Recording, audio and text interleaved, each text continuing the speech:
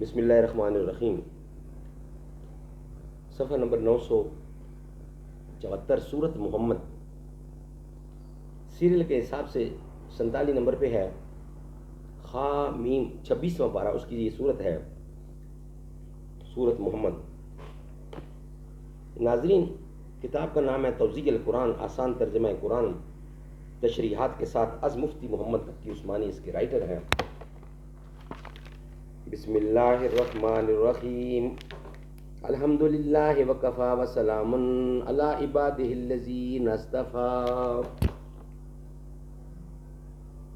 بسم اللہ الرحمن الرحیم، الذین کفروا وصدوا عن سبیل اللہ اضل اعمالهم والذین آمنوا وعملوا الصالحات وآمنوا بما نزل علی محمد وهو الحق من ربهم کفر عنهم سیئاتهم وَأَصْلَحَ بَالَهُمْ۔ جن لوگوں نے کفر اختیار کر لیا اور دوسروں کو اللہ کے راستے سے روکا، اللہ نے ان کے اعمال اکارت کر دیے، اور جو لوگ ایمان لے آئے اور انہوں نے نیک عمل کیے اور ہر اس بات کو دل سے مانا جو محمد مصطفیٰ پر نازل کی گئی ہے، اور وہی حق ہے جو ان کے پروردگار کی طرف سے آیا ہے، اللہ نے ان کی برائیوں کو معاف کر دیا۔ یہ صورت مدنی ہے اور اس میں 38 یعنی 38 آیتیں اور 4 رکوع ہیں۔ مختصر سا ترجمہ پہلی آیتوں کا آپ کی خدمت میں پیش کیا۔ تعارف انٹروڈکشن اس کا یوں ہے، یہ صورت مدنی زندگی کی ابتدائی دور میں اور بیشتر مفسرین کی رائے میں جنگ بدر کے بعد نازل ہوئی ہے۔ یہ وہ وقت تھا جب عرب کے کفار مدینہ منورہ کی ابھرتی ہوئی اسلامی حکومت کو کسی نہ کسی طرح زیر کرنے کی کوششوں میں لگے ہوئے تھے اور اس پر حملہ کرنے کی تیاریاں کر رہے تھے۔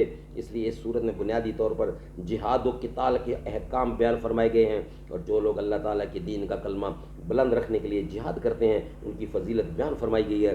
مدینہ منورہ میں ایک بڑی تعداد ان منافقوں کی تھی جو زبان سے تو اسلام لے آئے تھے لیکن دل سے وہ کافر تھے۔ ایسے لوگوں کے سامنے جب جہاد اور لڑائی کی بات کی جاتی تھی تو وہ اپنی بزدلی اور دل کے کھوٹ کی وجہ سے لڑائی سے بچنے کے لیے بہانے تلاش کرتے رہتے تھے۔ اس صورت میں ان کی مذمت کر کے ان کا برا انجام بتایا گیا ہے۔ جنگ کے دوران جو قیدی گرفتار ہوئے ان کے احکام بھی اسی صورت میں بیان ہوئے ہیں، چونکہ اس صورت کی دوسری ہی آیت میں حضور اکرم کا مبارک نام لیا گیا ہے، اس لیے اس کا نام سورت محمد ہے، اور چونکہ اس میں جہاد و قتال کے احکام بیان فرمائے گئے ہیں اس لیے اس کو سورت قتال بھی کہا جاتا ہے۔ اللہ تعالیٰ عمل کرنے کی توفیق عطا فرمائے۔